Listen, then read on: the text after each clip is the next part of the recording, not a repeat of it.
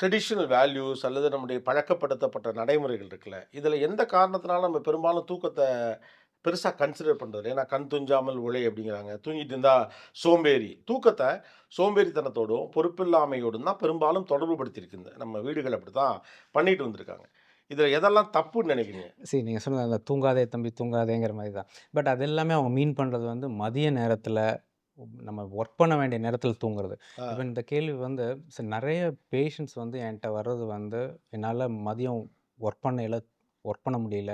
தூக்கம் வருது. தூக்கம் வருது." ம். என்ன நெறைய பேர் ஆஃபீஸ்லேருந்து அ வீட்டுக்கு அனுப்பிச்சுட்டாங்க.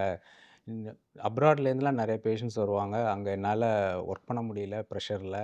அவங்க வந்து மதியம் நீ சரி பண்ணிட்டு வா, அதுக்கப்புறம் வான்னு சொல்லி அனுப்பிச்சிருக்காங்க அப்படின்லாம்.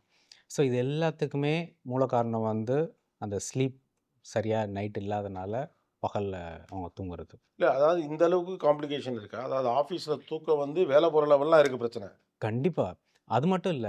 நெறைய பேஷண்ட்ஸ் வந்து கீழ காருக்கு வந்து லஞ்ச் முடிச்சுட்டு அவங்களால கண்ட்ரோலே பண்ண முடியாம, கார்ல வந்து ஒரு 1/2 அன் ஹவர் தூங்கிட்டு, அதுக்கப்புறம் மேல ஆஃபீஸ்க்கு போய் ஒர்க் பண்றவங்கலாம் இருக்காங்க.